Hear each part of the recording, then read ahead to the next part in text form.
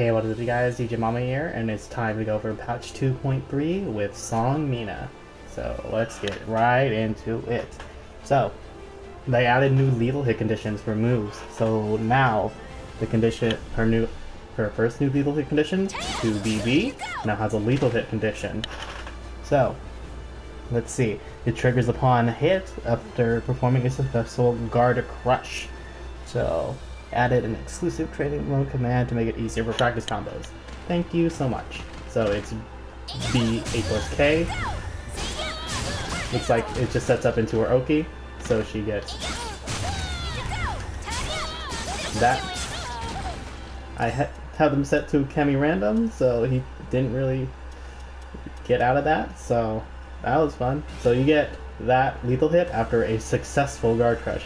So if you crush someone's guard with SEONG Mina, which she has a lot of great guard crushing moves like this, so now you get an easy lethal hit condition with that and into a follow-up.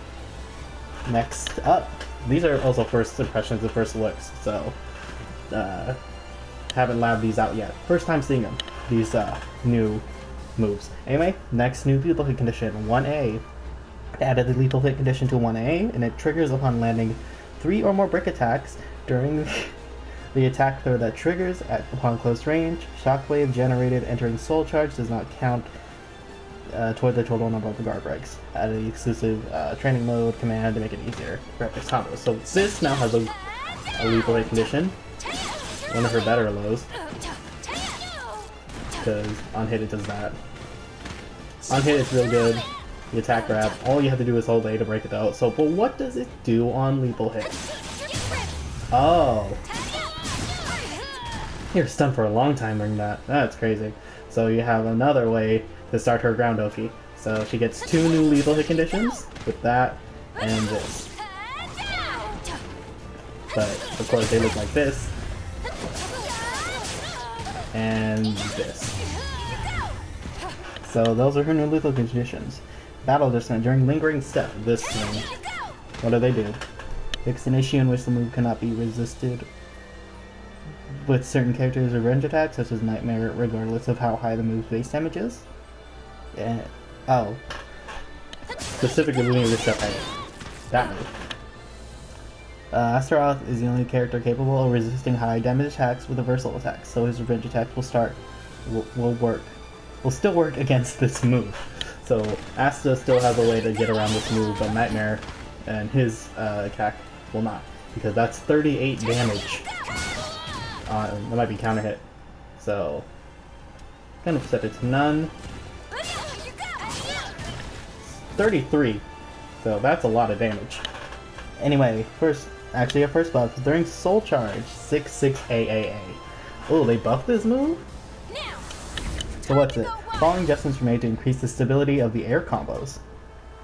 For 66A, this is distance between the character and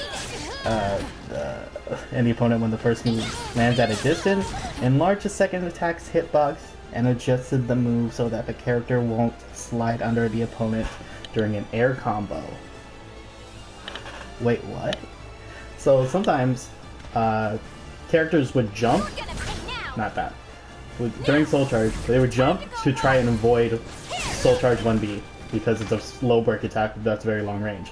So I do 66A, but only the first hit of 66A when they would hit, when I hit it, it would jump and the second hits would not follow up. So if they adjusted the move so that the character wouldn't slide under the opponent during an air combo, hold on, not that. Let me see something. Well, not what I was expecting. Hold on, try again. One more try.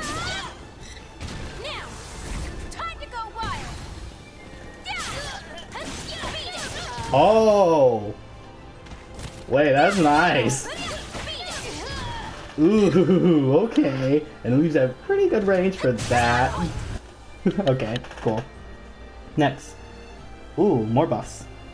These got enlarged lower hitboxes to make the move easier to contact with the opponent at the intended time.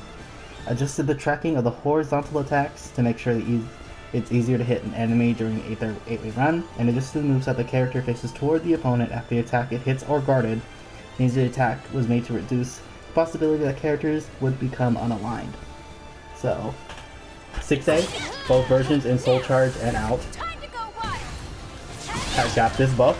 Also, 3A. Obviously 3A does nothing special on Soul Charge, but this move now has on a large lower hitbox and is buffed. 6BA.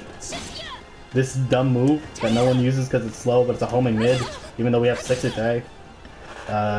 It does something decent on counter hit. I'll give it that, but nothing really special there. 3K. 3K now has a lower hitbox. That's nice. I like that. 6KB. Her guarded pack.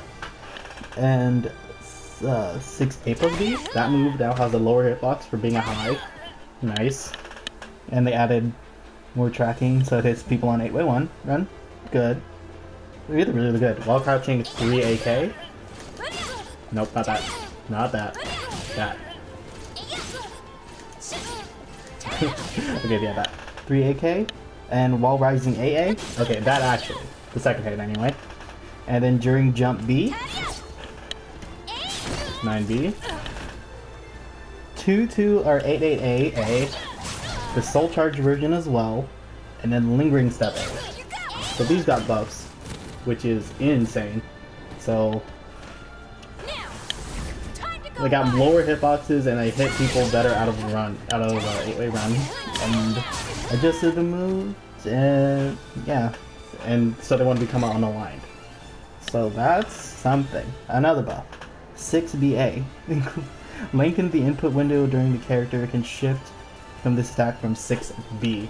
So sometimes I guess people did 6B and their fingers slip to A and they get that instead of just 6B, which is probably the better mid than this. But yeah.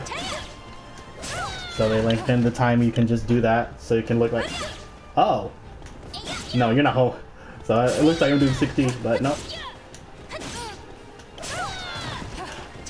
Wow, that's actually pretty good because she tech crouches 6B, and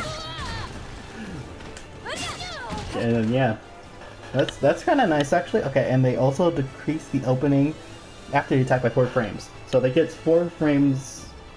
I get back out of it faster. I guess I'm not as open after 4 more frames.